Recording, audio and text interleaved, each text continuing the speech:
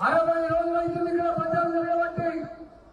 ఏ కేంద్ర కమిటీకి పోయినా, ఏ బస్సుకి పోయినా, ఏ అపార్ట్మెంట్కి పోయినా, ఏ షాపుకి పోయినా ఒకటే మాట,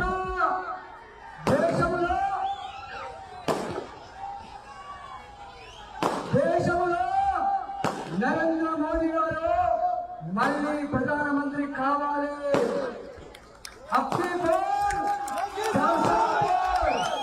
ఆ నాగరికతలో మల్లికార్జున ఒకటి ఉండాలి.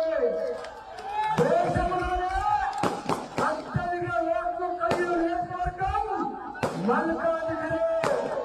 2 పార్లమెంట్లతో సమానం, 15 అసెంబ్లీ సీట్లతో సమానం. ఈ గడ్డ మీద రేపు కొట్టమంటే బీఆర్ఎస్ పార్టీ, కాంగ్రెస్ పార్టీ దిగ్మంత్రిగా చక్కగా లేదో చేసుకోవాలని చెప్పుకుంటా ఉన్నా.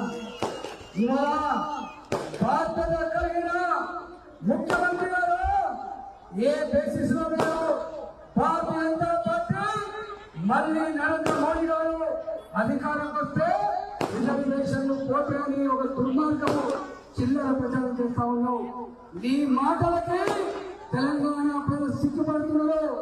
భారతీయ జనతా పార్టీ 75 సంవత్సరాల తర్వాత అగ్రవర్ణాలలో ఉండే పేదలకు కూడా రిజర్వేషన్ కల్పించాలని ఈడబ్ల్యూఎస్ రిజర్వేషన్ చేస్తా భారతీయ జనతా పార్టీ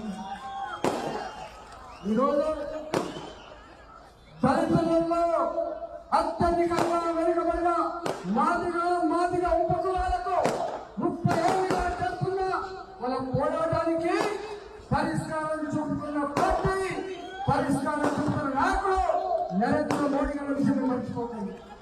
ఇవాళ మోడీ గారి గురించి చెప్పాలంటే 2 గంటలు చెప్పిన రోజు.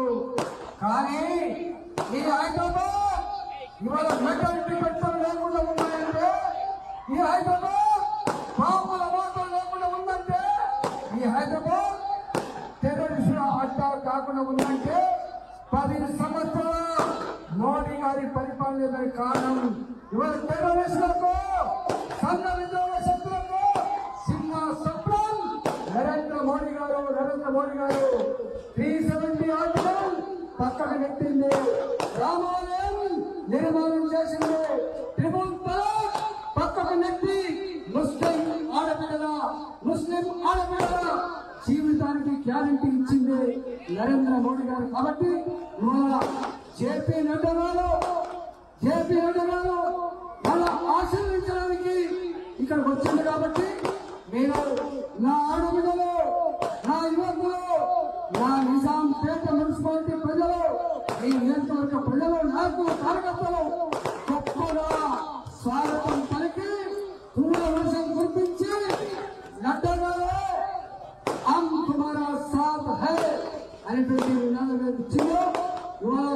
नड्डा जी जरूर तेलंगाना में मल्लिकार्जुन सीट जीतेगा.